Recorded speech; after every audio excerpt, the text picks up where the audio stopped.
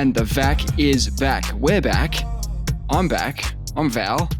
Nate's back.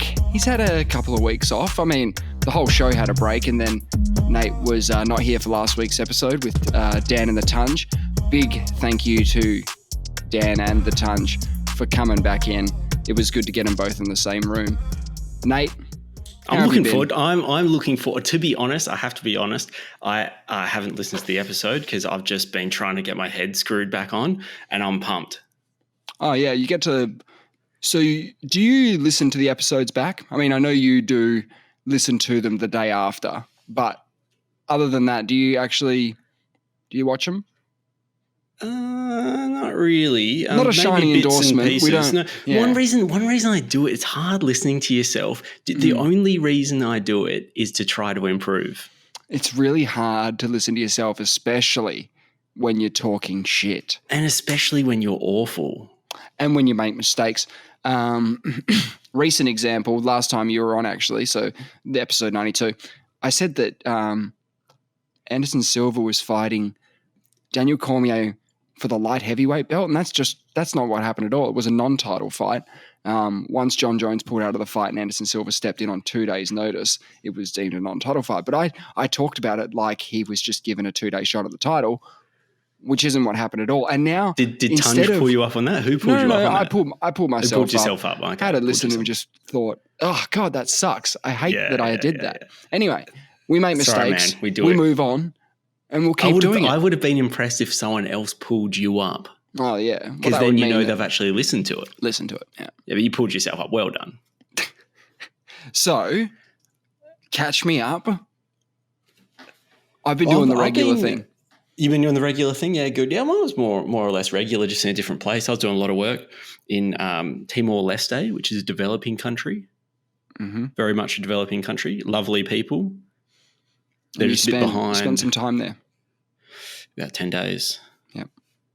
Yeah, there's not a lot going on. I mean, they speak English, which is convenient for me, but it's not their first language. They speak Tetum. It would have been weird if English was their first language. Then we'd have a whole new mystery to deal with. How did this? It would be very weird. Yeah. And yeah, great. No, I was just hanging out there. The Pope's coming to visit, actually, Timor-Leste. So Timor-Leste is East Timor for those playing at home. I think a lot of Australians are more familiar with it before our military incursion in around early 2000, when there was Indonesian-backed militia that were slaughtering Timorese people in Dili, which is the capital of Timor-Leste. And Australia couldn't stand by anymore, and I think they actually called on a lot of nations to get in there. No one did a lot, and so we went in, and it was quite a successful campaign. Yeah, right. I'm led to believe. It's pretty rare, isn't it, for a country to say, "Hey, we're thinking about doing something here," and everyone just going, "Yeah, go." And we're like, "We're not. Yeah, fine." Yeah, we just sort of, I guess, it was a peacekeeping operation to allow for democratic elections to be held, UN-backed democratic elections, and it seems to have been going well ever since. I do sort of have a recollection of somewhere in my childhood, perhaps, of our peacekeeping troops being in East Timor from Australia. I don't think there was that many engagements. I think there was like one or two, but I think as soon as serious people moved in there, like, trained military personnel, the farmers and whatnot start backing off. Sure. Because, so it's a part of it. So Timor's an island, and half of it is Indonesian, and the other half is now independent. Yeah, right.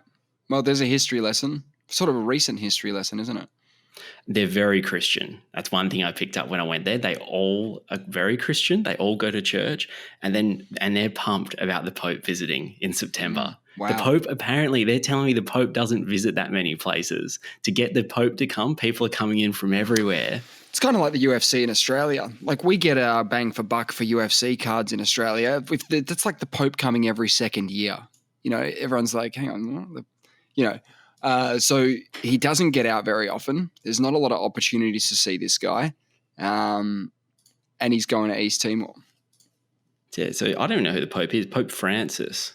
Got an article here. Scheduled to visit Timor-Leste from 11 9 to 11 September. Who's the first pope you can remember? All I remember is some of the polls, right? Bunch of polls. Pope Paul. Right. Is there a poll? Poll? I don't even know. What are you talking about? Is there some kind of poll? Yeah, I'm sure there's a poll. Well, I feel like I'm saying poll. Yeah, you lot, are saying poll. No, yeah, that's what I thought you were saying. Poll. Different guy, very different guy. No. So we're talking. So the first one that I can think of, and John I think this Paul. Wait, is it a that's John? The one.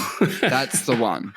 That's the one I knew. That's the one everyone knows from. If you have memories back to the 90s, is John Paul II.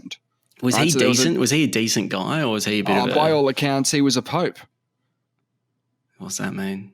I don't know. Must have been a good bloke. You get the pope job. You got to be a good bloke, don't you? Is the pope's name tarnished, or is it legit? I don't really follow papal politics. What do you mean tarnished? I mean, I think you can say the church is somewhat tarnished. Yeah, but that's not really anything new. Has that tarnish rubbed off on the on Popey? On the Pope, or is the Pope all right? Because I think the Pope gets free pass. The buck should stop with the Pope. Right? Normally, right when AFL teams are doing poor, they fire the coach. They chop the head off. They chop the head off. Sometimes the CEO. Yeah, the CEO. Yeah, the two-headed beast. You know, you get take the CEO and the coach. Okay, so the players are on the ground. They've come last on the ladder for the third season in a row. They're saying it's not our fault. It's our coach's faults. It's all management. The coaches. It's management. No. And then the coaches would say, it's not our fault. It's the list management people, or it's the head coach. And the head coach would go, well, it's not my fault. The CEO and the people under him sort of decide the budgets and all this sort of stuff. So it's their fault. So really, the buck stops at the Pope. But they don't resign. They just die. Popes don't resign. No. In fact, I'm pretty sure Benedict, which was the one before Francis, was the first one in quite a while to step down, like not doing the whole till death do us part thing with the popeship. Oh, good bloke. That's what they all should do. There should be a rule. Well, I think anybody who is meant to perform the top job in any industry or organization, anybody who sits at the top of an organization has to be of sound mind, ready to do the hardest job in the company organization. And if you can't promise your best, you got to go, right? That's how it should be. Shouldn't you love the church so much that you want someone, once you reach a certain point, you acknowledge that you can't do the best? Or actually, the Pope's got the telephone. The Pope's got the telephone to God, doesn't he? It depends, really. I think public perception is important, as it always is. Perception is very important. And the perception would be, well, you weren't the right man for the job to begin with if you're going to step down before you cark it. You were never the right man. We need death dudes. Okay, I've got a question for you. Yeah, go on. Would you rather be the Pope? Okay. It'll be you as the Pope, so it'll be Pope Val. Great. You're not going to become I'd take the on Pope. a new name. I'd take on a new name. Would you? Yeah. You pick a saint. You pick a name. Yeah, you pick a saint. Yep. So wait, that's not their name. No. So it's not even their name. So Pope Francis has a legit name. Yes. This is kind of creepy. I mean, you got to own it, don't you? Don't you? What is going on? I have no idea. I thought that was their name. Saying that because it's not their name. They pick a name. Like when you you went Holy Communion and you got confirmed or whatever, you had to pick a saint to be christened under. I can't remember who I was. Didn't everyone pick the same one? Pretty much. Isn't there like a popular one that everyone? I was probably John Paul. No, he's not a saint. He's a pope. Oh, okay. He may be a saint now. I haven't checked. So I was going to ask you a question. Would you rather be the Presidente of the US of A? Yep. The Pope? Yep. Or you give me a third option? Great. I'll take that. It's going to be a CEO. A CEO. I haven't figured it out yet because Elon sounds too good a gig. But I was going to say like a CEO of a mega corporation, but maybe not a fun one. Maybe one that's a bit of a grim one. A grim one, like your CEO of like Microsoft or something. Oh yeah, that is grim. Like one of the flailing texts. What you're trying to say is, it's an interesting question because it all depends on what your outlook is on work and life, right? So with the Pope job, probably not a lot of work, right? Big responsibility, sure. Telephone to God. But is it a lot of work? Comparing it to a president, comparing it to someone who's the CEO of Microsoft, arguably it's the least amount of work. I'm tempted to go Popey here. And you can't lose your job either. Now, what I'd have to sacrifice with going for the Pope job is my morality, in sense, is that I know that I'm not a believer. So that would be a tough trade-off. Just to have the easier gig, I have to sell my soul to the Pope, to God. I have to sell my soul. You have to live with that, don't you? So what's the middle ground? Is it President of the United States? Again, probably, I don't know how much work. I don't know how much work outsource. there It can't is. be that much work. Biden doesn't do that much work, surely. Well, you got have a your lot generals. of people working for you. You got the whole White House. Stuff. You can do things with the flick of a pen or a nod. Sometimes you don't even have to debate. You don't have to debate or anything. You don't have to do any of that stuff. Is Biden doing anything in the lead up to this election? He has to. You'd have to. Yeah, you'd have to. There's minimum requirements, aren't there? Yeah, there'll be debates, but not until the Republicans have a nominee, because the Republicans are still deciding who their nominated candidate is. The Repubs don't have a nominee. Well, they don't. Oh, I had no idea. I just assumed Trump was the man. Well, he is, but that's not official. No, okay. So until that kind of happens, you can't really have a debate between the two parties. Is it not official because they haven't got to that point yet? Or is it because they haven't got to that point. Are they delaying it because of the whole legal issues surrounding Trump at the moment? I think it was more the other way around. I think Trump was trying to delay it till after the election entirely. Like everything. Let's get it delayed till after the election. Yeah, Might be able to give himself a little pardon then. I don't know. I hear I'm a bit out of the loop with everything. I've had 3 weeks in this developing nation, doesn't have a lot of internet where I was. So I didn't even know the Eagles were winning. Bro. I didn't. I left and the Eagles were cellar dwellers, and I come back and they're like killing it. They've won 2 in a row. Okay, so we'll get to that. Sorry. You want to get to that later? I want to get to that later, only because Trump, I hear that they got together Trump's jury for his, I think, the Stormy Daniels payment trial. Yes. How the fuck do you get an independent jury for a Trump trial? Independent, is that the right word? I don't know if it is. More like impartial. Impartial is the word. Impartial, because they'll have a bunch of questions. I think my understanding is, at least in Australia, the prosecution, the defence have a certain amount of challenges that they can. So someone gets up and they go, "Yeah, where you from?" Yeah, they go, "I'm a teacher. They're clearly they white. fill out a They're questionnaire. 30. They don't do it on the spot. Right. Everybody. I don't know. Although when I did do jury duty, have you? I was eligible for 3 weeks before I got called up. So I was 18.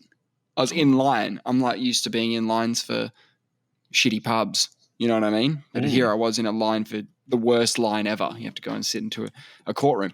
And I remember that there was 11 current jurors. And I just thought, well, if they get one more on the jury, I'm free. Because there was about 35 of us. And from the 35, they're going to try and get 12. Okay. So on the 11th one, I was like, I'm home free. I'm getting out. I'm sweet. And they seated the 12th person, and I was like, fuck yeah, here we go. I'm out, yeah. And then what they do is then they individually swear in all of the jurors, or this is what happened at the time. Is that Bible, touch the Bible, say a few things? Either touch the Bible or raise your hand and say that you're going to be an impartial person, basically. Yeah. And there was this one lady or dude who about maybe 6th or 7th, because I was just watching them all, and they were all doing their thing and doing their oath and stuff. And she either decided Bible or no Bible, can't remember. And immediately the one of the lawyers stood up and was like, challenge. Like, because she elected to use the Bible. Whatever their rationale was, they could have not liked they didn't the like sweater. That at all. Yeah, they could have gone like, nah, the sweater, she's definitely interesting to see what they identified. Yeah, to see. Well, we don't know. Don't know. So Didn't like the look of it. that happened, and then we have to go back to the ballots. Like we're going back to the field. Yeah. Who else wants a shot at this? Yeah. I didn't get picked, and it was a pretty rough. It did look like it was going to be a pretty rough sort of trial, and I didn't really want to do it because I was 18, and that alone was enough of an experience for me. Just being at that part, the selection part. I would have loved to have been selected and challenged, like sent off. You know what I mean? It'd be the best send off ever. I'd be walking out like a fucking hero. They'd be like, challenge, get him out of here. I'd be like, yes, I did it. Surely you can rig that. Can't you say something? Because don't they ask you? Sure, they ask you, is there any reason why you wouldn't be impartial? Yeah. I didn't get any questions. And I think if you were going to do that, you would do it beforehand. I'm not saying you can't be impartial beforehand. Like, hey, I'm incapable of being impartial on anything. Just write that to them. No. More so for people who have legitimate reasons they can't be a juror if they're a doctor, if they're a surgeon or something like that. But no, once you're in, there was no questionnaire for me. There was no questionnaire. Nothing. They knew nothing about me. Imagine the Trump trial, though, because everyone knows him. Yeah. Everyone has, you've seen him. It's very tough. Like, you're not going to find some people that've been living off grid in, some rural community under a rock. True. And it's like the jury itself becomes politicized because maybe they just try and get, as many, let's get 6 Republicans and 6 Democrats on the jury and just see if it works out. But I don't know what games they play with jury selection. And you're right. I don't know how anyone could claim to be impartial. He's a polarizing character. Totally. You either fucking think he's a demon or you think he's okay. He's actually got Jesus, the second coming of Jesus. I thought the range was somewhere in, it didn't quite go that far. On the negative spectrum, it was demon. But on the positive, it only made it to okay. Okay bloke. Okay bloke is not angel. Okay bloke is said some dumb shit, grab him by the pussy, all that sort of shit. He's that bloke. So he's a shit bloke, right? Shit bloke. Or it's like, where do we agree on the level of demonization? Where along the spectrum can we agree? You haven't been on Truth Social. That's how I know that he's regarded as the second coming of Jesus. I've seen some memes. That. Yeah. I believe that. Speaking of, I feel like we were somewhere else, but I watched a movie where they were trying to, I think I told you about this. They were trying to create babies based off famous DNA. So, this doesn't sound familiar. No, so they have the ability to auction off Michelangelo's DNA in baby form. Here's your Michelangelo to raise. Really? Do we have any of Michelangelo's DNA?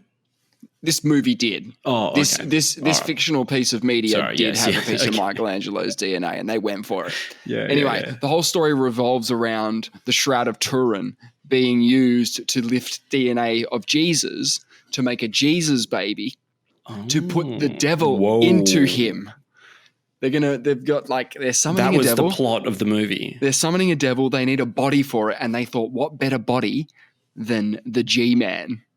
So they're going the whole Antichrist type. But quite literal with it. Yeah. But no, this is actually a Luciferian character. He is Lucifer, who's this cult is organizing me a body. It's going to be the body of Christ. Amen. I'm going in. Oh, that seems a bit risky to go with the Jesus DNA because if there's one kryptonite that you're going to have for that demon, it's actually putting it in Jesus's DNA. So true. Wouldn't you just pick one that's not Jesus? I'd pick the most evil person ever. I wouldn't pick Jesus. You're the bad guys in the movie, right? But you want Jesus' body? Anyway, weird movie, strange concept. I actually am going to keep some of Luffingham's DNA in the event that cloning becomes affordable. Do you want a clone? Well, I don't know. I do. I think I do. But I think what I want is Luffingham. I don't know if I'm going to get him. I'm going to get one that looks like him. Yeah, this Michelangelo baby won't be doing the Sistine Chapel or whatever he did. But unless it's the environment. You have to be able to replicate so much to get Luffingham, to the point where this Luffingham that's in front of you now after 5 years of doing this is now fake. He's completely artificial. It's what you wanted, but it's completely artificial. There's certain things he's born with, though. There's certain innate characteristics that I haven't taught him. The way he poos, I think he would do the same thing if he. So without human intervention, you don't think he had anything to do with it? None. There's certain things, certain traits he has, which he's just adopted. Yes, understood. And the way I just like, this is just a generality, but I love the way dogs sniff around and how interested they are. And I've talked about this before. And my mum, I was walking the dog with my mum the other day, and she made a good comment, and she said, I mentioned how I love, how interested he is in sniffing and how much he gets out of it and how much information he clearly gets from it. And she says, yeah, for them, having a sniff is like reading the newspaper. Mm. And I was like, I totally get it now. Mm. He loves it on the walk. Mm. He's just so infatuated with sniffing. So how do we take it to the next level for our pets? We want to do the right thing for our pets. We want them to be happy. We want them to be, full of life and joy. And sniffing seems to be a big part of this joy that you're talking about that Luffingham experiences on these walks. So how can we help this?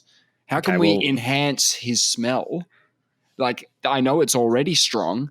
Let's raise it a bit more and let him give him the internet is what I'm saying. He's got the newspaper right now. He's got the newspaper. Oh, I give him the internet. I give him the internet. I sometimes fart in his face. No, that's not nice. The internet. No, he loves it. He loves it. Of course, the first time, I've probably only done it. I did it the other day, but maybe less than 10 times. Well, yeah, you've created scarcity. He must be excited when it happens now. The first time he did something he has never, ever done, farted. And when I say fart in his face, I'm like, maybe I give him like 10 centimeters. Yeah, okay. So give me the hands. Yeah. And it's like I'll be getting – he sits on the end of the bed and he's really excited to see me when I come home. And I'm getting changed. You just thought he might enjoy a bit of I've got a fart ready to go. Yeah. I know he likes a good sniff. I'm his like best friend. So, what better? Anyway, so I fart and then he just goes – his head nearly rocked back off his neck completely. He's never breathed in that deeply. So what happened then is he had to just open a whole bunch of new files. He needs a whole new filing cabinet. He was the amount of information that he got. He was like, holy moly, it's the mother load. I've been waiting for this. Like dogs sniff each other's bums because they get a lot of information out of it. You just gave him a full, pardon the whatever you call it. You just gave him a big dump of information. I hooked him up. He had a direct connection. Yeah, fiber optic. Yeah. So my thoughts are, he loves going on walks, right? He gets a lot of information, newspaper, right? He's got his newspaper. He goes on his walk. He has his newspaper. He gets a bit of an update on the neighborhood. What if we could give him an update of multiple neighborhoods or the city, for example? You could bring home a couple of smells from other places and go, I do that love, naturally, yeah. You do naturally. Come back from the beach and stuff, yeah. No, but I'm saying you've got maybe some pieces of fabric that you just go and rub on shit and then bring it back for laugh and go, here you go, man. Do you want this? Yeah, do you want this? And he's like, oh, yeah, I fucking want that. Yeah, that's awesome. So actually collecting, it's like some Pokemon where you collect smells, scents from around the place. He would love it, right? Because smelling is their favorite thing. It's their internet. It's their Google. Hey, love. Because it is so important to them, I think as owners, it's our responsibility to try and broaden their view, let's say. Yeah, maybe there's some kind of smells package I could buy. Off the internet. Off the internet. And if there isn't one, maybe I should make one. So there's all these different little scents. From around the world. Or maybe famous people's BO. So there's something farts in jars. You could start ordering laughs, farts in jars. His head will be flying off the back of his body in no time. Yeah. You'll have to pick him up off the floor. Oh man. Yeah, farts in jars, we're back. Farts in jars. It all comes back to farts in jars. There'll be enough internet personalities. What do you call them? Like, Instagrammers and stuff like that sell their farts in jars, right? I think they're called influencers. Influencers. But these would be like flat shoe lincers. Yeah, are you an influencer if you're selling your fart? Like, because that's pretty low. Yeah, exactly. It's like bottom of the. Oh yeah. Yeah. Oh yeah. Although I'm sure some of them, some people might be able to fetch a decent amount. Like Brad Pitt's fart would probably there'll be a market. That's for because that. he'd only have like 10 jars, and they're $1 million a pop. Do you reckon anyone? Whereas wants another mine? person needs to sell 10 million at 10 bash. $1 million at 10 bash, you make 10 mil. That's just maths. I think scarcity is important, like you say. I think, scarcity is important. So I think you need to have one. You only market one fart in a jar. Mm. Yeah. Then it's the one. Yeah. So that's all happening. Hey, what's this I hear about Harvey Weinstein's 2020 rape conviction getting overturned? I think it just means that he has to go back to trial. I think they found a problem. Well, you know how it is. There was an issue. There's always an issue. You think they'll just get it right? Someone didn't dot a T or cross an I, so to speak. All this natural justice bullshit. So I think it just means he goes back to trial. There's no way he's getting off, right? I highly doubt it. It's one of those things. Yeah, it's one of the. It would be like not Groundhog Day, but you can imagine being a jury on that trial. You'd be like, wait, what? This guy? Yeah, I know he's guilty. Yeah, but then you can't be on the jury. Yeah, exactly. How are you going to find someone that doesn't have some kind of preconceived idea? Because I don't know really what he did. I just know when I say I know he's guilty, I'm just saying I've read. I haven't looked into it. I've seen enough headlines. Seems to be. He has been crucified publicly to the point that I just assume he did something horrible. Yeah. So the judge said the remedy for the egregious errors is a new trial. Egregious errors. Oh my God, they were probably so egregious. I'm not sure what it is, but yeah, but that's happening. There's no real news on that. He has to go back to trial. No, it's just funny that the thing that started the Me Too movement it's like we're back at square one. I know it was the catalyst. It was the catalyst. Yeah. And that's what I mean. There's so much public scrutiny on this that there's a lot of pressure, I guess, on the judge, but there's also a lot of pressure on the lawyers to sort of get it right so that it actually sticks if he is guilty. It's just funny that 4 years later after all of this, you could be like, whoa, there were egregious errors in the trial. No one gives a shit. He's been, I'm sure he did some wrong things, but I just didn't even know that was still up for grabs. I thought he was in prison and that was it. But I suppose, there's appeal after appeal. I don't understand the American system. Appeals. Yeah. Well, let's talk about the Eagles because my mum and I went to the game. Did you? The Derby. The Derbs. Yeah, the nice. Derbs. Yeah. Happy birthday, Mum, by the way. Oh, excellent. Happy birthday, Mother. Other and mother. We had a great time at the game. Absolute monster game. Probably if you had to pick a game to go to in the last 3 games, that was the game. Yeah.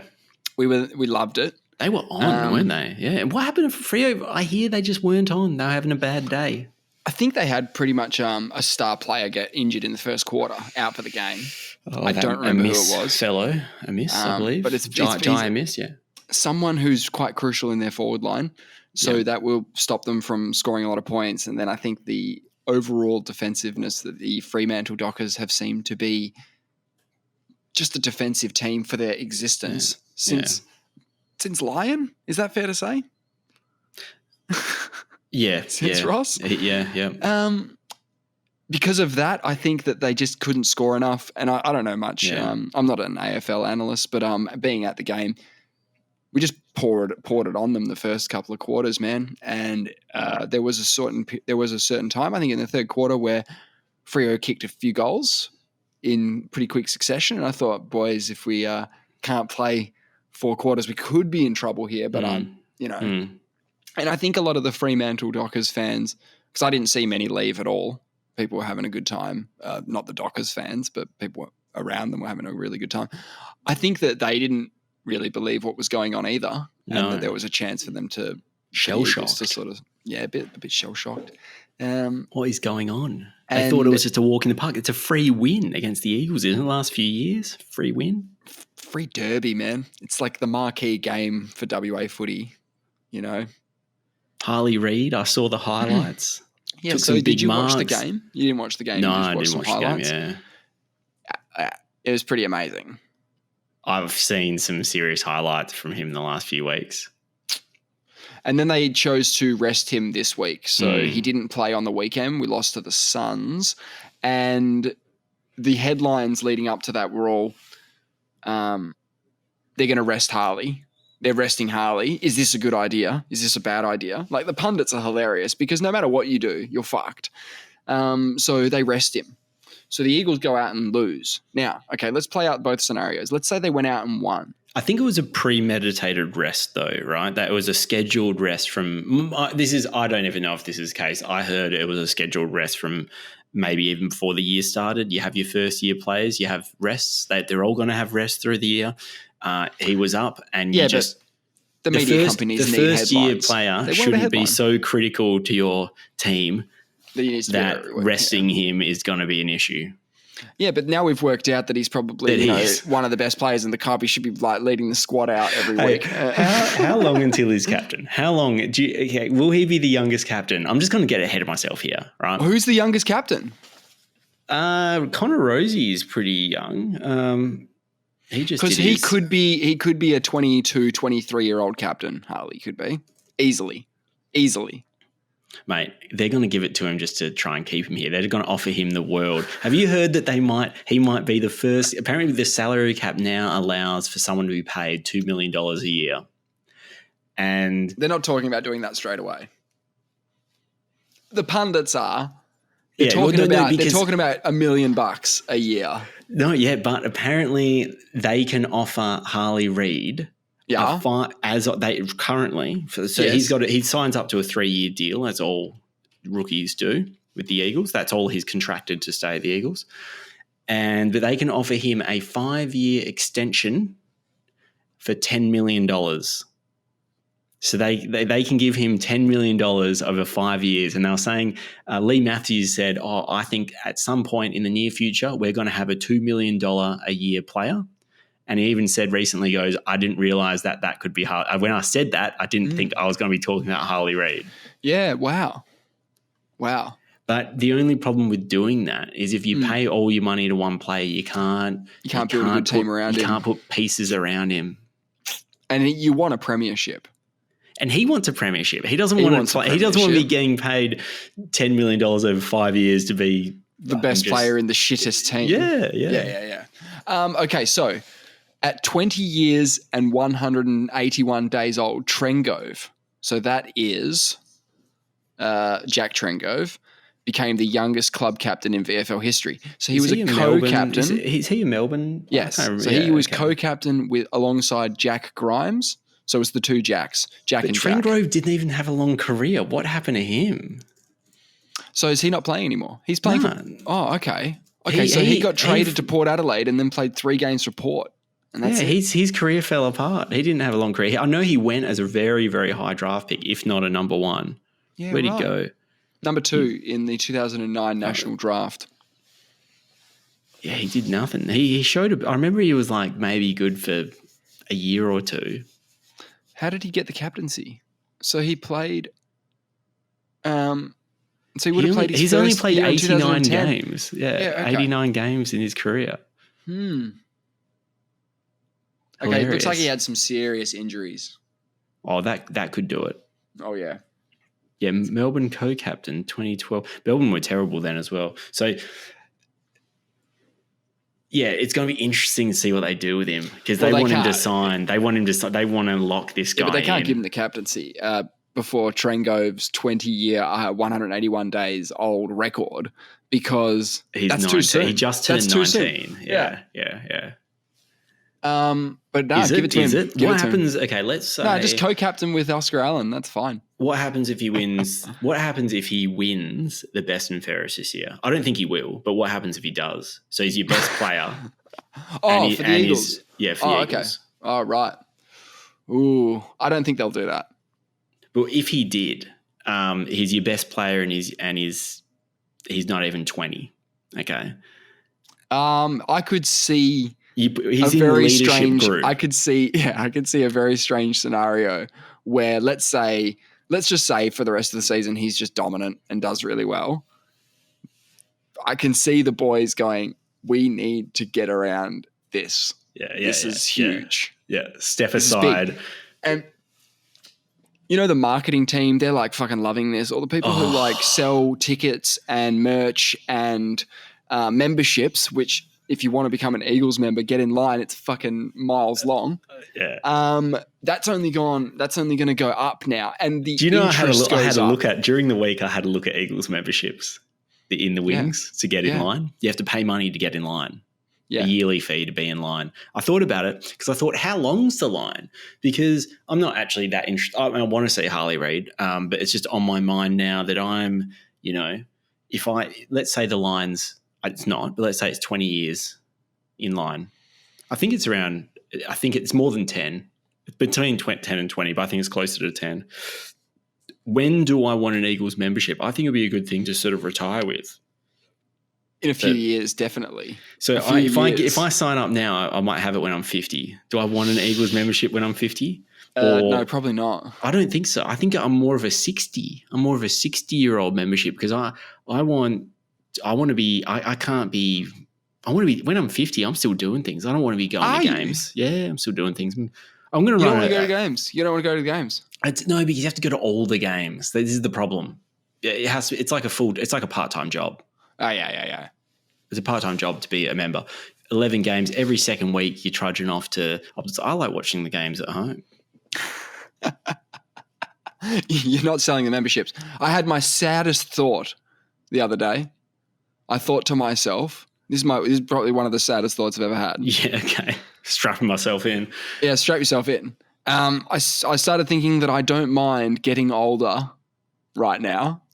I don't mind spinning the clock 5 years forward. No. Because I'm excited. Like for the first time, I don't mind getting old because I get to see whatever the fuck's going to play out with this. Totally. That's how exciting football's become again. It used to be exciting. I used to get excited for the football. It hasn't happened for many years, but I became comfortable with aging and alongside that. Because you want to see Harley Reid's career. Older. Yeah. How sad is that? How fucking sad is that shit? Well, what's sad is one day he'll retire and then you realize that you are old. I'm already old. It already happened. What's crazy I texted our mutual friend once and I was like, bro, we're older than Andy Murray. I don't feel older than Andy Murray. And he texted back, we're not young, bro. He texted me that like very, very, very firmly, just letting me know that youth is something we do not possess anymore. Yeah, no, we're older than a lot of people. People that are 36. Okay, Lionel Messi. We're older than him. Rihanna. Steph Curry. Zac Efron. Kendrick Lamar, Lizzo. The list does literally go on. And they're just the people that are just younger than us, Yeah. So there are people out there that are older than us who are going, these young idiots shut the hell up. Albert Cancook? Cancook. He's a TikTok star. Yeah, I don't know who that is. He's number 26 on the list. His birth sign is Pisces. He was born in Belarus. Chef who gained fame for creating food videos on his Albert _Cancook. It's Cancook, TikTok. Okay, that's not as exciting. He's earned more than 14 million followers on TikTok and 18 million on YouTube. He posts videos of his cooking creations. Okay, all right. We're older than him. Is that the point of that? Yeah, that's it. I just picked a random looking dude. Yeah, okay. Albert Cancook. Yeah, we're older than him. And we're just getting older, right? There are stars being born. So, totally, Harley is a once in a generation player. They've been saying it for a while. There's a couple of people who've been saying it. I've seen enough. I've seen enough. I'd seen enough. I wasn't before. buying into the hype originally. I was like, look, I trust you guys that you guys know what you're talking about. You got scouts. They've got scouts. Everyone's been looking at this kid and going, he's awesome. And I'm going, what could you possibly know? Yeah, people talk about how when they come to the AFL system, the step up is so big. Like it's not a gradual little climb. It's literally a jump. And a lot of people don't handle it so well. He's handling it obviously amazingly. But I do think he's got a quality to him that because of the hype and because we're so invested, anytime he touches the ball, it's like we're watching it like God's creating the mountains and the heavens. You know, we're like, whoa, did you see that? He picked up the ball, he ran a while, bounced it, and then kicked it to a teammate. He takes so many bounces and he just runs at people. My point is that he can do anything and we get really excited about it. I'll watch other highlights of other games and there'll be a young player on another team who could have been the second pick in the draft for all I fucking know. And he does something incredible. And I'm just like, it's fine. It's all right. It's the consistency. It's the volume. 2 seconds. Sure. 2 seconds. Keep talking. No worries. It's the volume and the consistency in which he delivers. He did this thing the other day where he tackled the bloke. He's on the ground with the bloke that he's tackled. The ball spills out. He just picks it up, runs out of the pack. It's in a pack, runs out of the pack, takes a bounce, kicks it deep into the forward line. I was just like, what the fuck was that? It's called a forward entry. We haven't seen one since 2018. No, you don't tackle a dude and then from being on the ground. So he's prone, picks up the ball and just runs it out. It makes no sense. So good, man. Nat Nui used to be a very exciting player when he was around. He would get his own. He would ruck it down to himself, grab it, and then just run. And he was faster than everybody. That was exciting. So it's good to see the Eagles midfield get a bit more of a bolster. Yes. You know, we've been spoiled. Yo's crushing it. He's doing so well. But we've been spoiled over our time as Eagles supporters for midfields. You know, let's not forget Brownlow medalist hero Matthew Brittis. I did forget about him.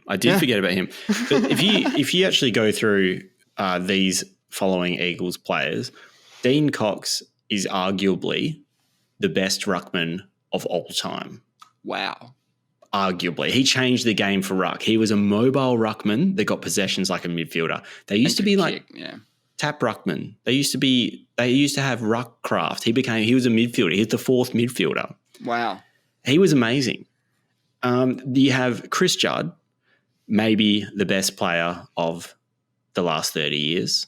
Maybe the last Harley Reid to have come along. Maybe the last Harley Reid. People make a lot of comparisons between his impact on the game early with Judd's. And I remember getting excited about Judd because I was the right age. I was watching him. So excited. I think Harley's first 6 games, I don't remember. I only remember one game from Judd, and it's where he kicked 5 goals against the Brisbane Lions. And I think they were all in the first half. That's when Brisbane Lions were just coming off their triple premiership. So they were the top team. We did the longest trip in football to go over to Brisbane, and Judd fucking murdered them. Yeah, and you haven't even mentioned Ben Cousins or Daniel Kerr yet. I'm getting to them. Exactly. Ben Cousins is my favourite footballer of all time. So if you say who's the best footballer you've ever watched, it's all personal preference at some point. For me, it's Ben Cousins. And Daniel Kerr, he's been runner-up in the Brownlow a couple of times. Amazing footballer. I'd put him he's a potential Brownlow medalist. He didn't do it. They were all because in he was in the wrong midfield. team. Because he was in the wrong team. Exactly. You got 3 potential Brownlow medalists kicking around to each other. And if you were going to give the Brownlow to a ruckman, you'd give it to DC. So I'm actually upset. I think they've wasted. They should have won more than one premiership. You're dead right. That's a joke. They lost 2005 by one kick, but yeah, unbelievable. But they had no forward line. I mean, they were running They had no forward line. They had, the Q stick was not a great forward. He had his moments, but he's not reliable. Quinton Lynch. Didn't he finish quite high in the Coleman that year? He I would have been getting fed the ball a lot. Yeah, he would have been getting fed the ball by all these Brownlow medalists, all the best Elites. players in the football of all time are all kicking the ball to you. Yeah. Braun was also handy. Fletcher was handy, and these are just they're just peripheral players in the midfield. I mean, flatline Fletcher's amazing, and Hansen on the half forward line probably look. I mean, Hansen and back in the back line you had Glass, probably one of the best defenders in comp at the time, and crushing that. Now that was a stellar team, and you're right. We probably should have got more than one premiership out of that squad. But I think we can blame the Q stick now that we broke it down a bit there. It's got to be Q's fault. I don't know why. Big Q. And the interesting thing that I always hark back to is I remember being pretty crushed when Judd wanted to go. And I always thought there was no possible way you can I remember more than crushed. I remember people hated him, of course. Because that's the instant relationship change that you have to do as a fan. You have to go from loving someone to hating them in a day. I think it's a way of dealing with the heartbreak. I think the hate. I think it's a way. Yeah. And I didn't think there was any possible way even that, in hindsight, was probably one of the best trades in West Coast Eagles history, because we got JK, who was a multi-Coleman medalist, who got us a flag later. The Eagles won the trade. This is the crazy thing. Yeah. I mean, we lost Judd and we won the trade somehow. And Judd did win a Brownlow at Carlton, but I think that's controversial. I don't think he should have won that. But he did. He played well with Carlton, but JK is the highest. He's leading the Eagles goal kicking list, isn't he? I think he's the number one Eagles goal. Yeah, so you traded. That's just one part of the trade. I'm pretty sure the other part of it was pick 20 in the draft, and I'm pretty sure they got Darling. I thought they got Darling as well through a pick. I could be wrong about that. Well, Darling's number 3 on that list of leading goal kickers for the Eagles. So, we got a forward line, which is what you needed back in 2006. You got your forward line. We just got it a bit late. And those boys got a premiership. So, fuck yeah. Just having a quick look at what they got. What, the goal kickers? Okay, it's part of Carlton acquired Judd and pick 46. Sorry, Darling is second now. Darling's second in goal kickers for the Eagles. So it goes Kennedy, Darling, Sumich, and then Lecras. Oh, sorry, I'm wrong. So that's right. The Eagles got Kennedy, and they got pick 3, and they got Chris Maston, who played 215 games for the Eagles, and Tony Knott, who has a lung condition of some kind. I think he has some medical condition. He only played 2 games in 3 seasons. Wow. But I'm pretty sure that we also had 18 already in that. So we didn't get it from the trade. We had pick 18 that year, and I think we got Darling. Okay. I think. But I'm going to I want to do something with you. This is a funny one for you, right? Yeah. Okay, so let's say that we're 5 years or 4 years from a premiership. Let's get excited. Right? Yeah, let's say we're 4 years. How many? Let's say 4 years. Yeah, say 4. Let's say we're 4 years from a premiership. I want to tell you about something. I want to tell you about the West Coast Eagles 2011 season, okay? I'm just going to look at the player list, okay? Yeah. Okay. Ashley Hansen, Spanger, Will Sullivan, Adam Koke, and Tony Knott were delisted, okay? Draft selections. National draft, number 4. Selected, Andrew Gaff. Nice. Okay, Gaffey's in the squad. Yeah, Gaff's in, yeah. 26, pick 26, Jack Darling from West Perth. Okay, so we got Darling that year. Pick 29, Lysette. Okay, you're starting to see what I'm doing here. Yeah. Okay, it's a backbone. You got a winger, Ruckman, Jacob Brennan, forward. Pick 62, and then the preseason draft selections. A guy named Blaine Wilson, and then the rookie selections: Tim Houlihan, Anton Hamp, and Jeremy McGovern. Oh, the premiership hero, McGovern. Jeremy McGovern. Wow. So where did he come from? He came from nowhere. He doesn't look like a footballer, hey? Well, I don't know how the rookie draft works, man. He was like picked 44 in the rookie draft. He's a meat pie with legs, and he's one of our best players. And he's been a stud ever since. Absolutely, right? That team were 7 years away from a premiership. and they had the addition of, well, they already had Kennedy, then they get Darling, Lysette, the backbone, like you said, the beginnings. How can we get a result? Obviously, we had the grand final attempt in 2015 against Hawthorn and got absolutely spanked. Most Eagles fans don't even remember that. Yeah, try and put it out of our minds, don't we? Yeah. But what I'm saying there is that team had a shot at the title. That team in 4 years' time had a shot at the title. Yeah. So where's our shot at the title? There at the big day, on the big day. Yeah. So 4 years' time, you reckon? Do you reckon 4 years we can do it? I reckon we can. Let's put it down. Let's go to the grand final. I want this year. You're this year. No, let's go to the grand final. No. I want a montage. Of the Eagles getting good. Yeah. And then the turnaround. And it probably happens at about week 7. Okay. Or week 8 of the AFL season when it starts to become pure domination. And that's when they do a jersey swap at the grand final. Win the day. That's the plan. Quack, quack. Did we talk about the fallout from the eclipse? There was fallout? What do you mean fallout? Like radioactive? Just post-eclipse. I don't know. I think America's great eclipse. I could be wrong, but I think the sun passes over the moon and then everyone just goes back to living exactly the same way as 10 minutes before that. Is there fallout? Do people get excited? I mean, it's something that doesn't come around all that often. It's probably another 10,000 years before that one will happen again. So people, they just go back, well, that's it now. It's done. No, that's the thing. I've got a map here showing eclipses that are happening in the next 50 to 100 years in Australia. So they are frequent-ish. Well, it depends. We're lucky. We've got a few coming around, actually. We're pretty fucking big, bro.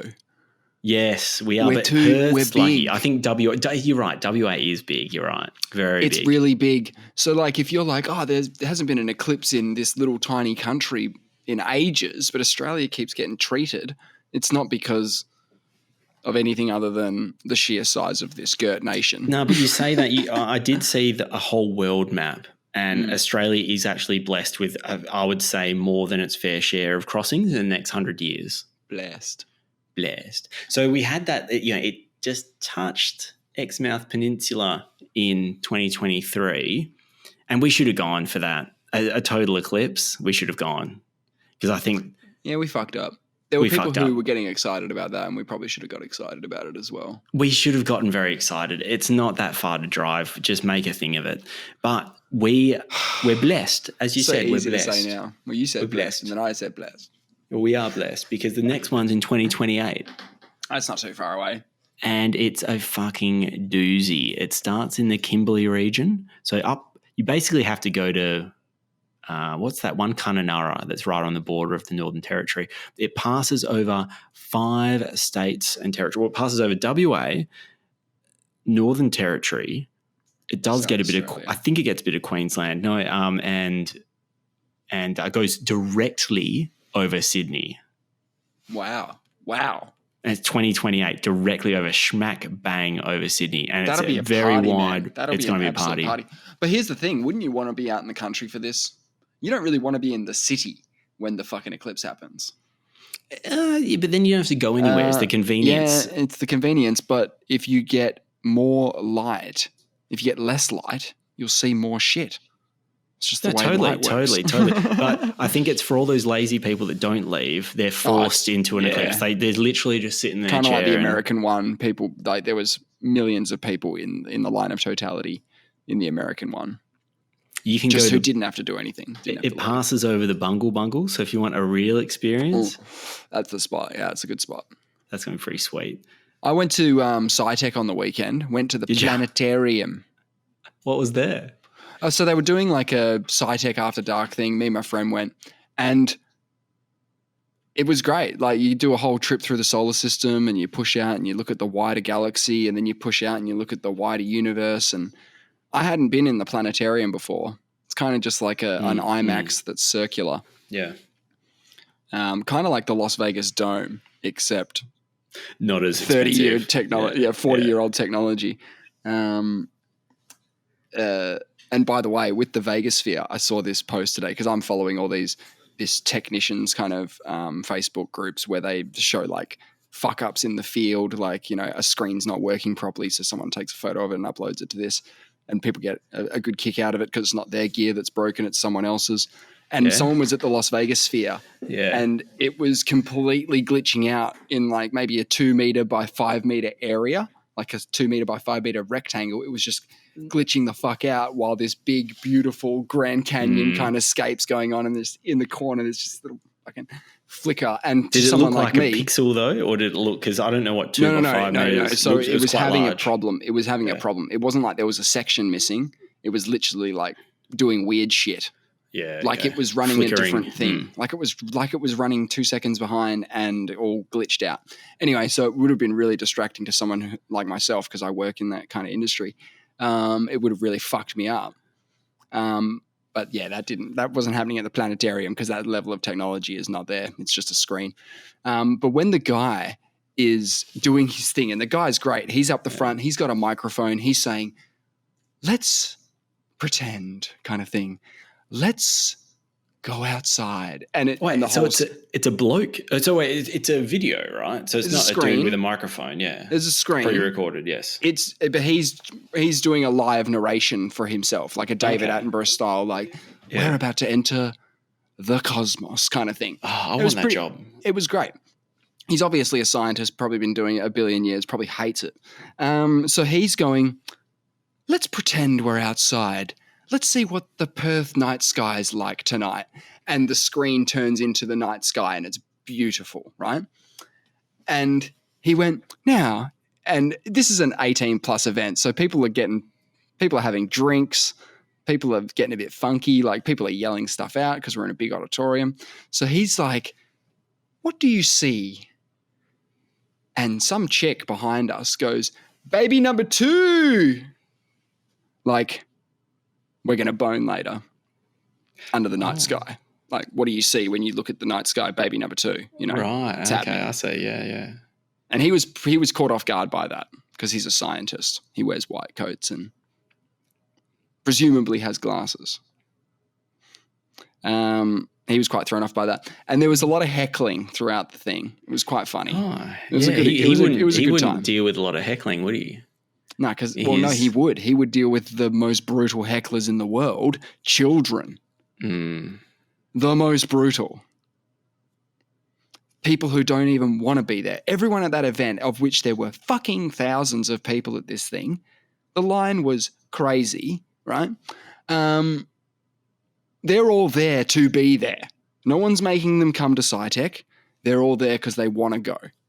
Okay. I thought that's why they wouldn't heckle, because when you want to be there, you're expecting the. No, but it's. I think it's the vibe. The event was a bit more fun, a bit more lighthearted, the drinks and stuff. Yeah, yeah. And so it was good because I wanted to go to that. Good. It was good. What was that? I wouldn't say it was Pink Floyd thing. I wanted to go to there. Is that at Scitech? Yeah, it's at Scitech. I was trying to razz you up for it about a year ago. Oh yeah, I remember that.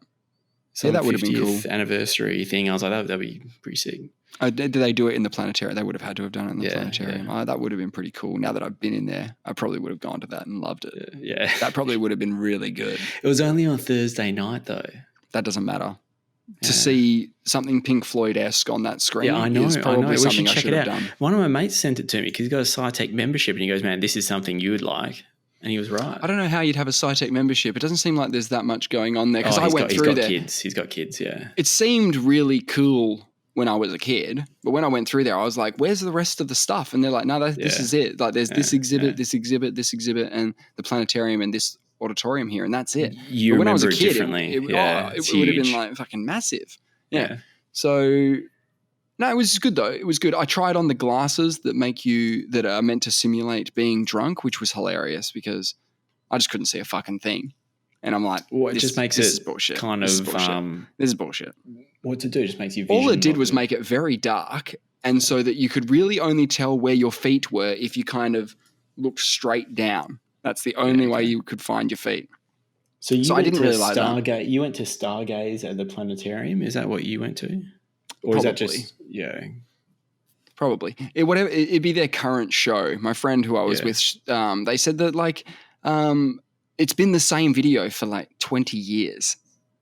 And I think she mentioned, oh no, that's a different one this time. So we got a new video. Okay, there's one called A Little Space, which is a special 10-minute voyage. How long was it? Probably about maybe 20 minutes, 25 minutes. Yeah, okay. And then there's one called We Are Astronomers. Well, I don't know. It might have been neither of those. It might have been just something they pulled out of the Yeah. And this might be like standard things I have anyway. I like the. There's no IMAX in Perth, is there? There was one though, wasn't there, in Northbridge? Yeah, it's now a pinball joint. Is it? So I prefer this, to be honest. I prefer that it's a pinball joint now. Well, it's like it's an arcade. It's a video game arcade. Oh, okay. Downstairs at least. Upstairs, not sure. Could still be an IMAX upstairs. Don't know. Yeah.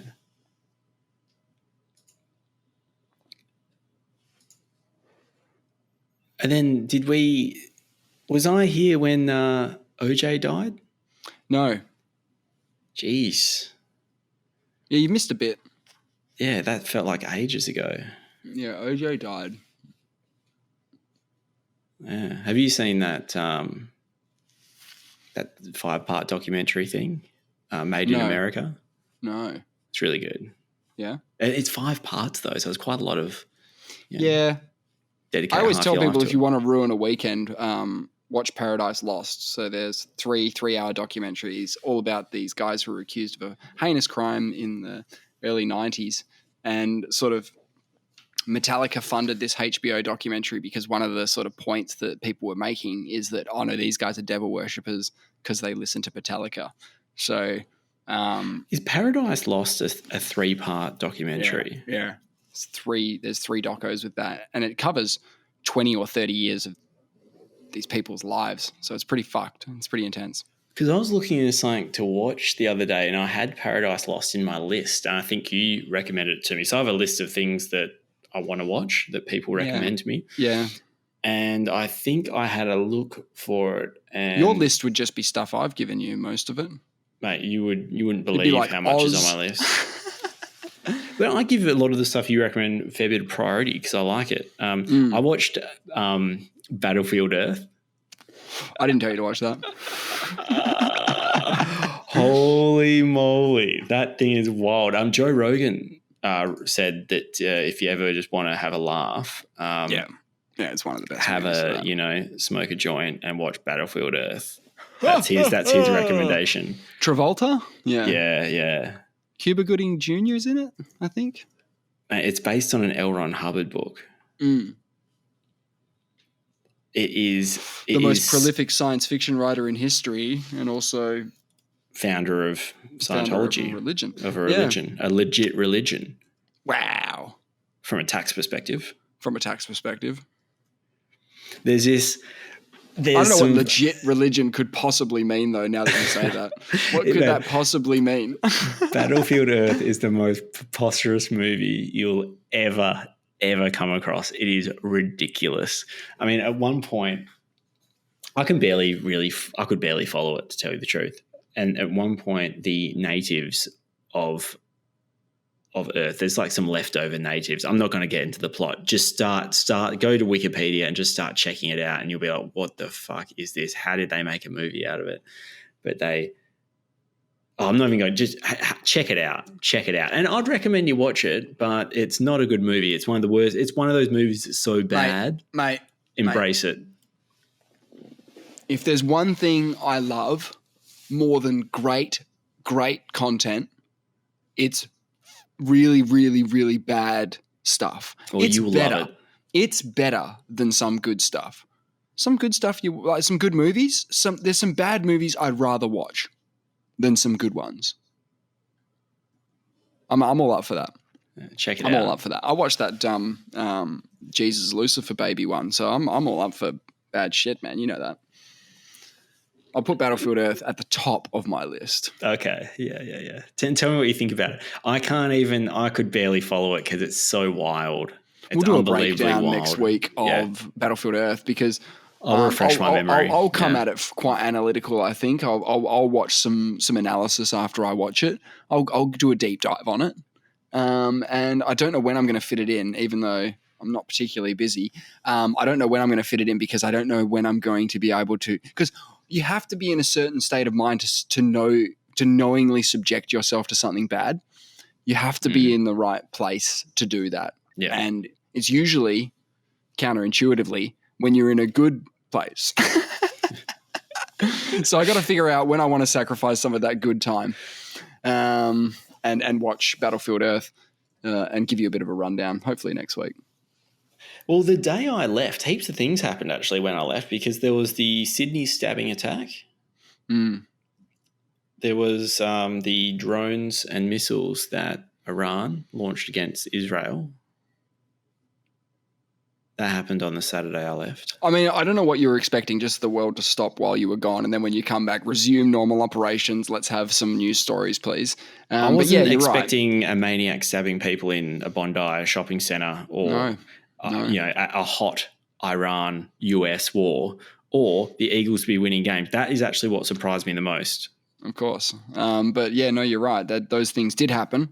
And it does, in regards to the Iran drone stuff, it does sort of turn up the heat, I guess, in that area, which is probably like serving of not the people you want to be serving in this case. It's the warmongers in Iran get to go, yes, look at us, we're doing something. We're doing something actually. I think it's one of the first times they've ever attacked, like them attacking. Usually you give some money to some militia and they do it. Yeah. You sort of do it at arm's reach for plausible deniability. Like a proxy war. Yeah, a proxy, which like is what's been happening forever. Ukraine. US is enabling. Like a lot of them, because the countries either around the area, if you're Saudi Arabia or something, you want to make sure that the guys that end up prevailing in that particular conflict are people that you can get along with, blah blah blah, all that sort of jam. So you're like, oh, well, we'll support this side, and we know that because we're supporting this side, someone else is going to support the other side. We'll have our little arms reach war going on. Yeah. But it is a bit scary, but it only serves the people who actually want this to get worse, not the people who are actually on the ground experiencing. Who want to cool it down. Of course. That don't want war at all in their own backyard. Of course. Who wants that?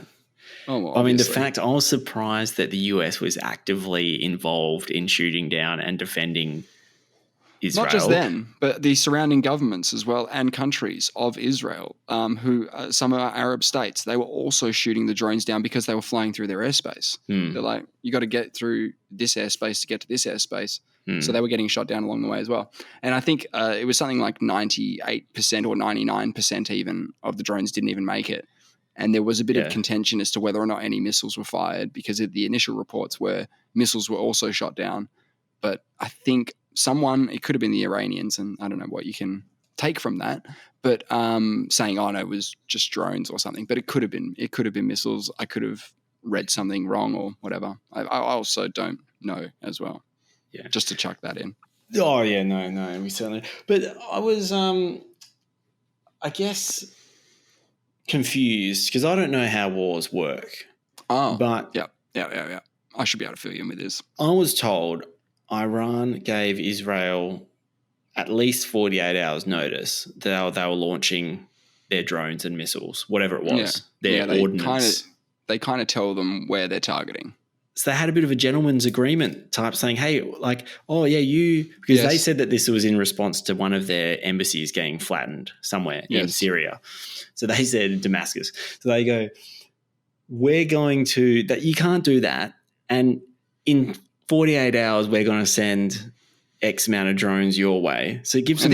I think Trump made a similar point, but the reason that they do that they're not trying to inflict damage. They're trying to limit civilian casualties, right? Because Israel do the same thing when they're bombing Gaza. They're like, okay, so this area, and this area is about to get flattened. Get out, and they keep moving until they can't go any further, and then I don't know.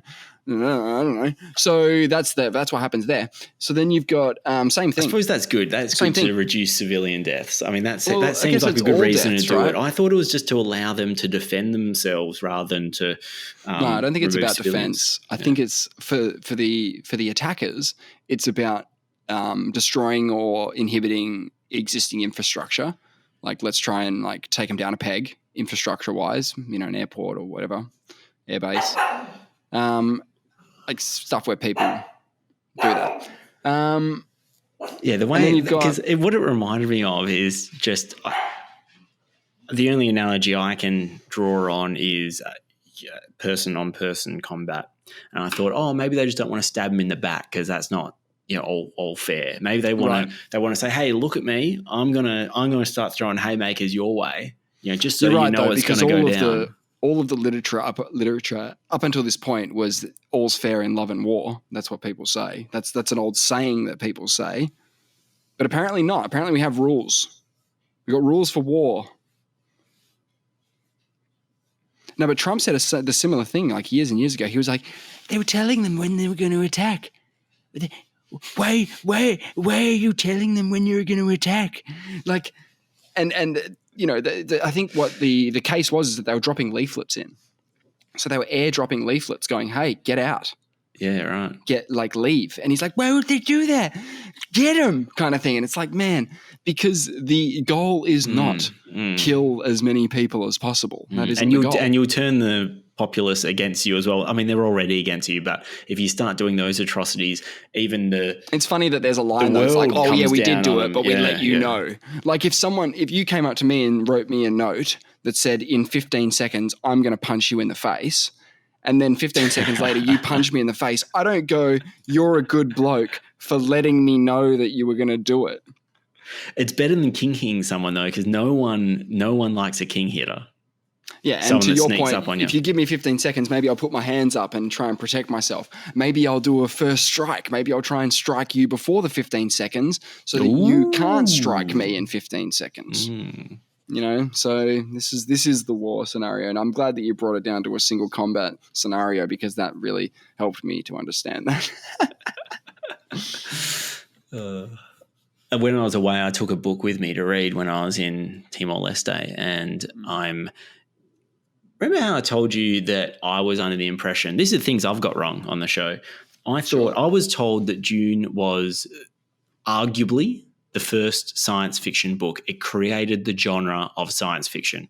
Dune was written in 1965. Well, it is, again, I think I heard, maybe I wasn't wrong when I heard, because arguably it is. It created from this spawned Star Wars. Yeah, but then when I was looking into H.G. Wells, who I know is a really well-known science fiction author, he wrote a bunch of books in the early 1890s, And what's the most science fiction of those? Yes, he did The Time Machine, Journey to the Center of the Earth. That was H.G. Wells. I've seen that written because he's got a list of his works.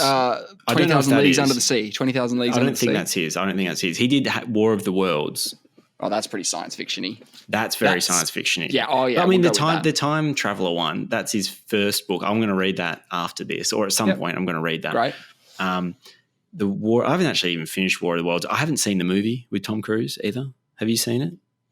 Yes, when it came out though, long time ago. Yeah, long time ago. Would that hold up now? Is it worth watching? I believe it's done by Spielberg. I could be wrong, but if it was done by Spielberg, I'd say it's almost certainly worth a watch.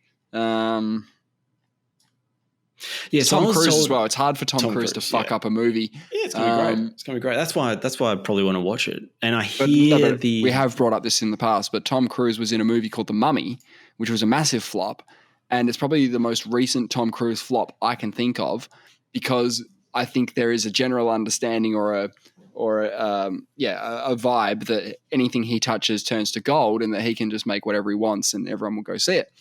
Might have been true, but. Shit movie, Tom. So I heard H.G. Wells was regarded as the father of science fiction, and because he predated his works predated Dune by about 70 years, I was like, I better check one out. So if I know I'm talking shit, and I've checked it out, and yes, it is extremely science fiction-y. He called them science romance, which I really like because the genre, there was no science fiction. So he just loved science so much. He took scientific concepts and just took them to the nth degree. It's fascinating. And I mean, I'm not giving anything away, but aliens come from Mars down to Earth outside of London, and they start lasering the place up. So I mean, there's nothing more science fiction-y than aliens coming to Earth and using lasers. It's basically Independence Day. They start chopping up the joint real early. There's no like set up and then blast. It's just they start coming down and start walking around and zipping everyone up with lasers. Here's something interesting.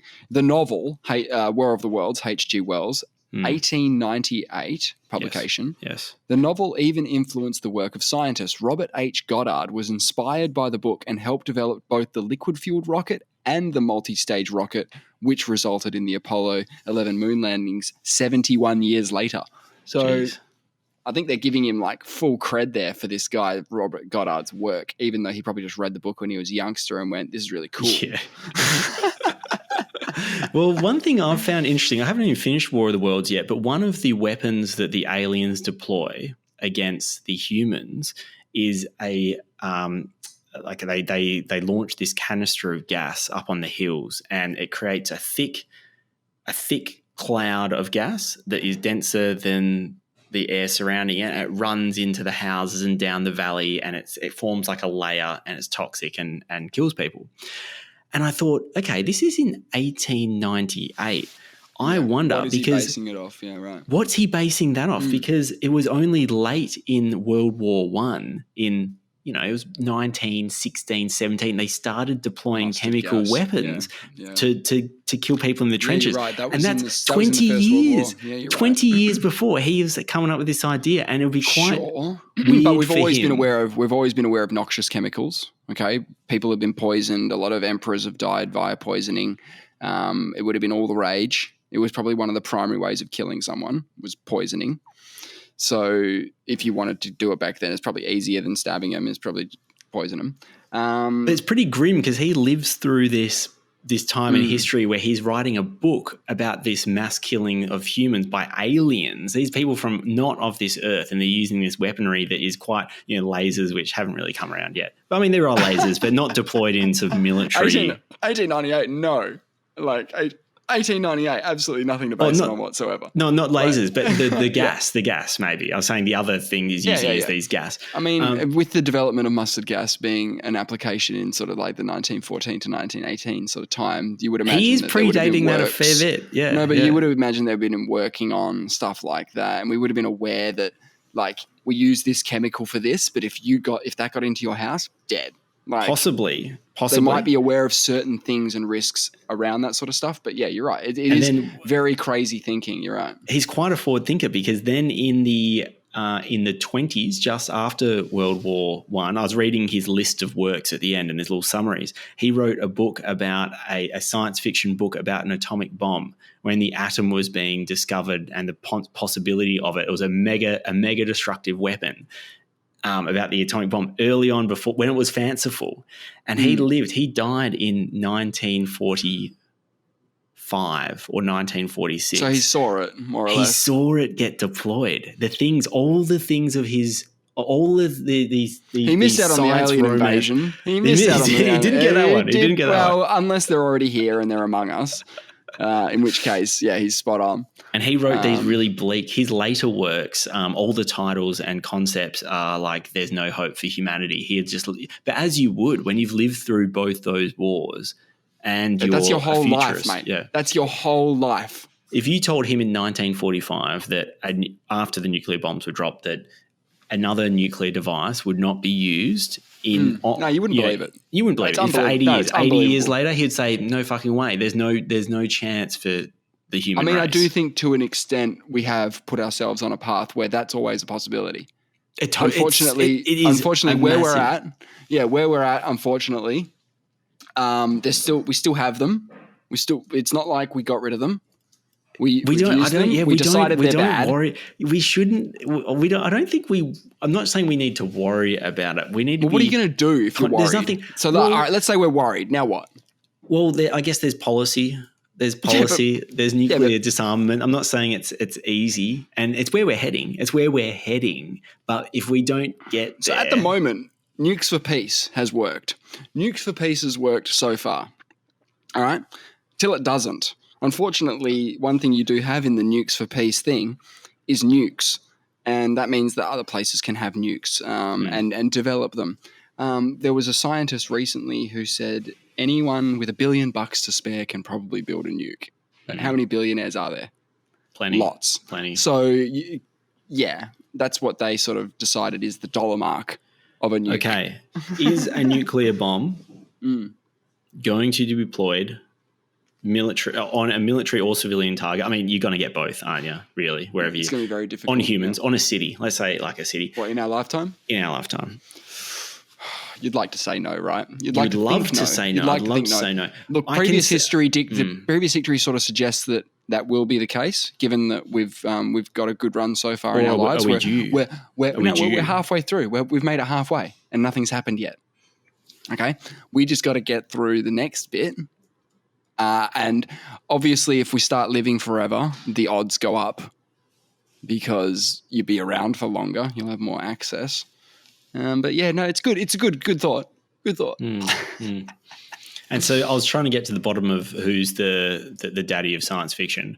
And it's interesting. On the first page of War of the Worlds, H.G. Wells has a footnote about this that basically talks. I can't remember what it mentions. I think it just flags. I don't know what the footnote's in reference to, but you go to the back and the gist of it, he talks about that there's a famous physicist who is famous for the laws on planetary motion called Johannes Kepler. I've heard the last name. Kepler. Yep. We have a telescope named after him. Yes. And I've got a stapler at work named after him, actually. And he said that this bloke wrote what is considered by some to be the first work of science fiction. And its name is Somnium, whose title means the dream. And he wrote that in 1608, Somnium. Yeah. It's written in Latin. It was published by Kepler's son after his death. And it detailed imaginative descriptions of how the Earth might look when viewed from the moon. And Carl Sagan and Isaac Asimov have referred to it as one of the earliest works of science fiction. So I think I may have gotten to the bottom of it. Because if Carl Sagan is saying I don't know, man, because let's draw a line here. Science fiction is science fiction. Fantasy is fantasy, right? Fantasy is dragons and anything imaginative, right? Anything you have to sort of imagine out of nothing. And science fiction is fiction based around scientific principles like space travel and whatnot. You need science to have science fiction. I think War of the Worlds, like if someone said, hey, man, I wrote down my dream, I don't think to myself, bro, you just wrote science fiction. I think to myself, you just wrote fiction. Probably fantasy. Actually, we were talking about our dreams. We always talk about our dreams. I had a wild dream, actually.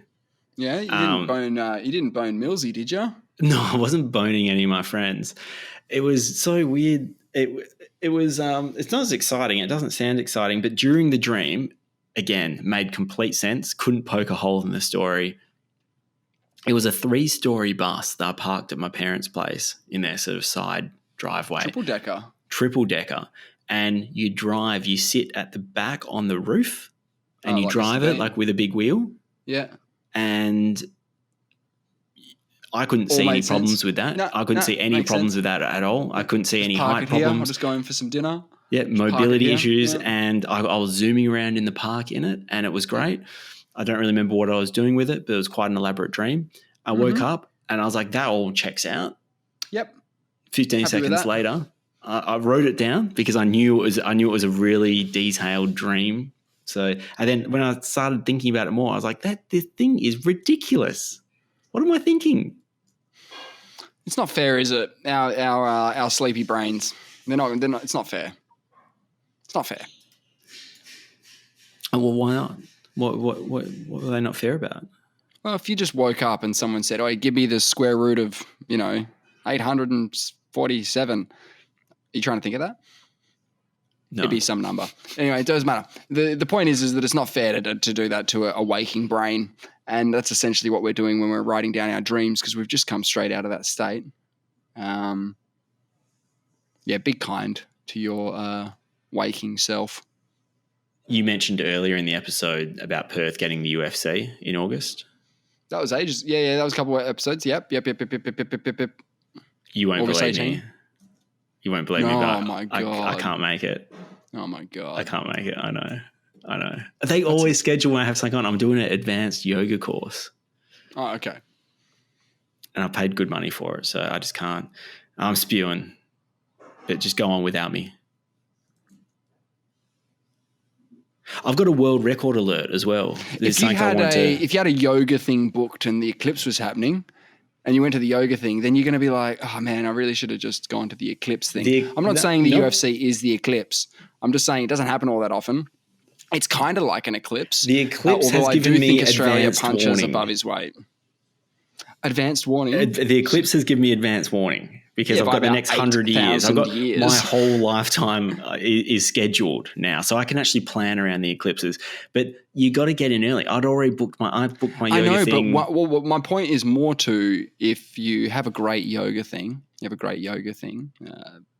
program, and I come back and I'm like, how was the yoga thing? And you're like, man, I'm all yogaed up. I can yoga now.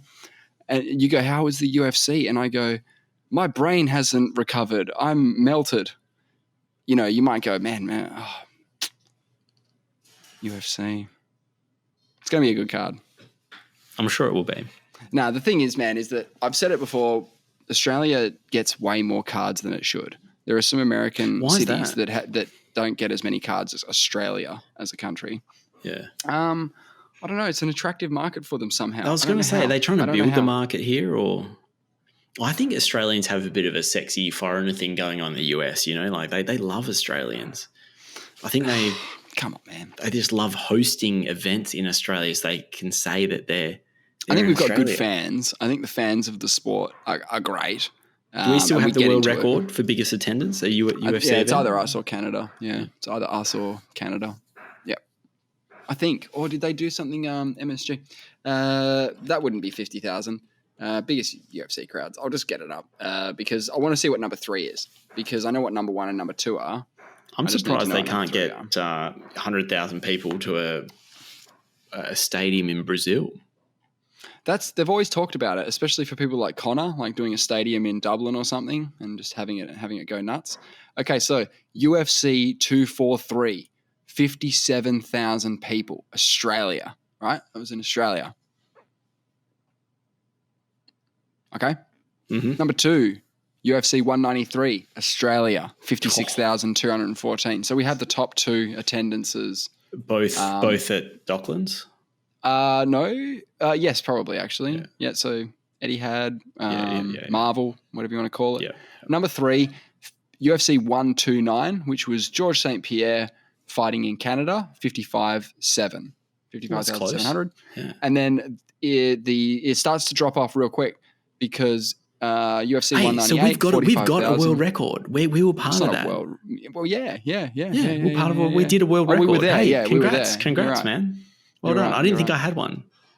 And number 5 I've got 2. I've got the biggest. I got this, the UFC attendance, and I have a backyard event attendance record. Oh, 2 attendance records. Yeah. Those are the ones you really...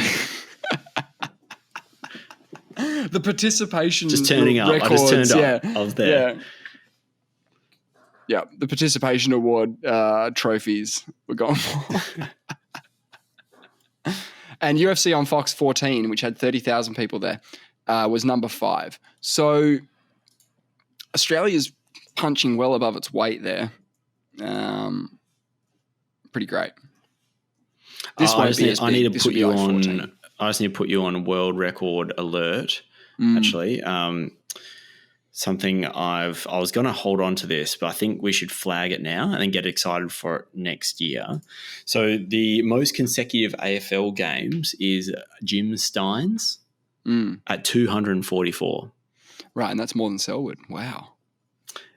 More than Selwood being like a guy who played 200 games in a row or something like that. Yes, but there is someone who has a current streak at 219. He's only Holy 29 shit. years old. So he is on track to get a consecutive games record. It is Jack Crisp of Collingwood. I barely know who he is. If you get his picture up. Yeah, I don't really know who I've he is. seen his last name. If I couldn't pick him out from a lineup. No, I'm having a gander now. Okay, I showed him to my wife, who watches a lot of football, and she was like, "I don't know who he is." I'm like, "Yeah, it's the current." Well, yeah, he looks vaguely familiar. I don't know what she means. He doesn't have like a huge. He's solid. He's a solid contributor, and someone who knows things about AFL would pick him. Would know right away. But I mean, he's 219 games consecutive. He's killing it. Do you reckon he'll make it? That's 200, ish games of being selected in the squad. Like, if you're fit, but they're like, "No, we don't want you. You can't." It's unbelievable. Yeah, it's pretty crazy. So he's managed to keep a spot in the squad for, quite a while. Yeah. So early next year, he's going to do it. Wow.